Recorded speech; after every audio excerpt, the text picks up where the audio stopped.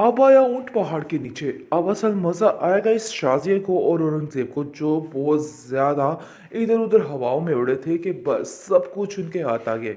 लेकिन जी ये आपकी बहुत बड़ी गलतफ़हमी थी। ऐसा-वैसा कुछ नहीं होना। आप जाइए और जेल की चक्कियाँ पीसिए। सारी ज़िंदगी जेल में धक्के खाइए, क्योंकि जहांगीर ने अब ऐसा काम किया है कि ये लोग दंग रह जाएँगे कि आखिर हुआ क्या है? क्योंकि बहुत ज़्यादा परेशानी के बाइस घर के मामला काफ़ी ख़राब हो गए थे। लेकिन जहांगीर को समझ आ गई थी कि ये लोग गुड्डी के पक्के दुश्मन हैं। दुश्मनी तो जहांगीर ने भी निभानी चाहिए, लेकिन जी अब समझ आ चुकी है कि वाकई में गुड्डी को किसी न किसी मुश्किल में फंसाया जा रहा है।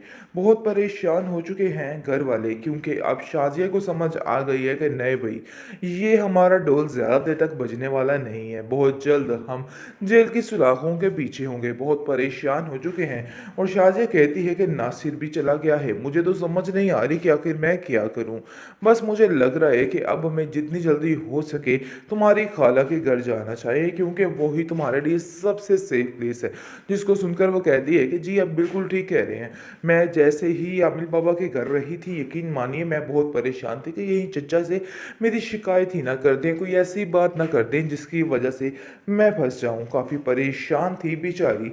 लेकिन अब देखेंगे कि वो सैफी बाबा को बहुत शुक्रिया अदा करता है और कहता है कि आपने यहाँ तक साथ दिया मेरी गुड्डी का, बहुत शुक्रिया आपका। दूसरी तरफ गुड्डी काफ़ी परेशान, काफ़ी बेकरार है कि आखिर उसके साथ क्या बनने वाला है। बहुत परेशानी की हालत में उसको कुछ समझ ही नहीं आ रही है कि आखिर होना क्या है, क्योंकि वो जो कुछ सही करने की इन लोगों के साथ कोशिश करती है दोबारा से गलत हो गए। और वो नासिर को भी तक कह रही है कि मामू जान, मैं चाहती हूँ कि उन लोगों को कुछ ना किया जाए, क्योंकि वो मेरे बाबा के भाई हैं और मैं ऐसा कुछ भी नहीं चाहती हूँ। जिसको सुनकर वो कहता है कि तुम्हारा दिमाग खराब हो चुका है गुड्डी, ऐसा कुछ भी नहीं होगा। उन लोगों को सजा उनके किए की मिलनी ही चाहिए। शाजिया मेरी भी बहन है और मैं भी उसे बहुत प्यार करता हूँ, लेकिन इसका मतलब ये हरगिज़ नहीं है कि हम उनकी सारी बुराइयों पे पर्दा डालते जाएं। देखो भाई, ऐसा नहीं होने वाला है। और ये बात तुम भी जहन में रख लो। अगर तुम ऐसा सोच रही हो कि उन लोगों को छुड़वा दिया जाएगा, तो भाई ऐसा कुछ भी नहीं होने वाला है, क्योंकि मैं खुद उन लोगों से शदीद किस्म का तंग आ चुका हूँ। वो लोग तुम्हें चैन से जीने नहीं दे रहे और तुम लोग उनको बचाने की बातें कर रही हो। मैं तो कतई उनको बचाने के हक में नहीं हूँ। बहुत ज़्यादा परेशान है अब वो इंसान और कहता है कि मुझे समझ नहीं आ रही कि आखिर क्या होने वाला है। गुड्डी जानती है कि जब ये सारी बातें खुल के सामने आएगी तो नासिर की शामित आ जाएगी, और वो कहती है कि मेरी वजह से आप इतने परेशान हैं। मुझे तो कुछ समझ नहीं आ रही कि आखिर मैं क्या करूं। काफ़ी परेशानी की आलम में आप देखेंगे कि वो कहती है कि मुझे ऐसा लग रहा है कि हमें खाला के घर जल्द अज जल्द पहुँच जाना चाहिए, ताकि सारा मामला निबट जाए और फिर सारा कुछ ठीक हो जाए। जिस पर नासिर कहता है कि अब उन लोगों के लिए कुछ भी ठीक नहीं होने वाला। ये सरासर तुम्हारी बेवकूफ़ी है, क्योंकि ठीक हो ही नहीं सकता। उन लोगों का लालच भरा दिल अभी तक नहीं बदला। अभी तक वैसे के वैसे ही हालात हैं। इसलिए तुम्हें बिला वजह परेशान होने की कोई भी ज़रूरत नहीं है।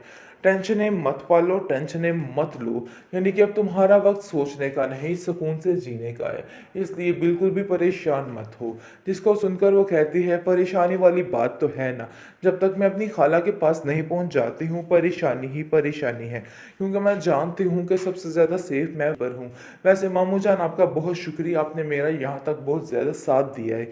इसके लिए मैं आपका ये एहसान सारी ज़िंदगी नहीं भूलूंगी। जिस पर वो कहता है कि नहीं, ये मेरा फ़र्ज़ था। अगर तुम्हारी जगह और भी कोई मज़लूम होता तो मैं उसके साथ यही करता, क्योंकि तुम्हारा और कोई भी साथ देने वाला नहीं था। इसलिए मुझे ये सब कुछ करना ही था। बिला वजह की टेंशन मत लो, सब ठीक हो जाएगा।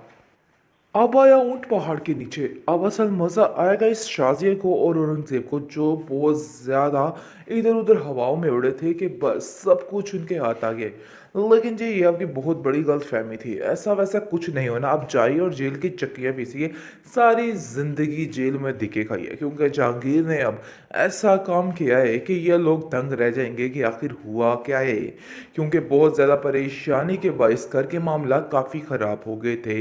लेकिन जहांगीर को समझ आ गई थी कि ये लोग गुड्डी के पक्के दुश्मन हैं। दुश्मनी तो जहांगीर ने भी निभानी चाहिए, लेकिन जी अब समझ आ चुकी है कि वाकई में गुड्डी को किसी न किसी मुश्किल में फंसाया जा रहा है।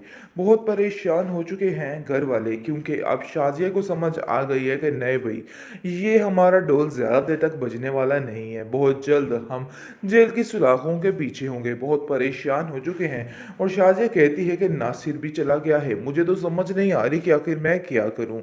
बस मुझे लग रहा है कि अब हमें जितनी जल्दी हो सके तुम्हारी खाला के घर जाना चाहिए, क्योंकि वो ही तुम्हारे लिए सबसे सेफ प्लेस है। जिसको सुनकर वो कहती है कि जी आप बिल्कुल ठीक कह रहे हैं। मैं जैसे ही आमिर बाबा के घर रही थी, यकीन मानिए मैं बहुत परेशान थी कि यही चचा से मेरी शिकायत ही ना कर दें, कोई ऐसी बात ना कर दें जिसकी वजह से मैं फंस जाऊं। काफ़ी परेशान थी बेचारी। लेकिन अब देखेंगे कि वो सैफी बाबा को बहुत शुक्रिया अदा करता है और कहता है कि आपने यहाँ तक साथ दिया मेरी गुड्डी का, बहुत शुक्रिया आपका। दूसरी तरफ गुड्डी काफ़ी परेशान, काफ़ी बेकरार है कि आखिर उसके साथ क्या बनने वाला है। बहुत परेशानी की हालत में उसको कुछ समझ ही नहीं आ रही है कि आखिर होना क्या है, क्योंकि वो जो कुछ सही करने की इन लोगों के साथ कोशिश करती है दोबारा से गलत हो गए। और वो नासिर को भी तक कह रही है कि मामू जान, मैं चाहती हूँ कि उन लोगों को कुछ ना किया जाए, क्योंकि वो मेरे बाबा के भाई हैं और मैं ऐसा कुछ भी नहीं चाहती हूँ। जिसको सुनकर वो कहता है कि तुम्हारा दिमाग खराब हो चुका है गुड्डी, ऐसा कुछ भी नहीं होगा। उन लोगों को सजा उनके किए की मिलनी ही चाहिए। शाज़िया मेरी भी बहन है और मैं भी उसे बहुत प्यार करता हूँ, लेकिन इसका मतलब ये हरगिज़ नहीं है कि हम उनकी सारी बुराइयों पे पर्दा डालते जाएं। देखो भाई, ऐसा नहीं होने वाला है और ये बात तुम भी जहन में रख लो। अगर तुम ऐसा सोच रही हो कि उन लोगों को छुड़वा दिया जाएगा, तो भाई ऐसा कुछ भी नहीं होने वाला है, क्योंकि मैं खुद उन लोगों से शदीद किस्म का तंग आ चुका हूँ। वो लोग तुम्हें चैन से जीने नहीं दे रहे और तुम लोग उनको बचाने की बातें कर रही हो। मैं तो कतई उनको बचाने के हक में नहीं हूँ। बहुत ज़्यादा परेशान है अब वो इंसान और कहता है कि मुझे समझ नहीं आ रही कि आखिर क्या होने वाला है।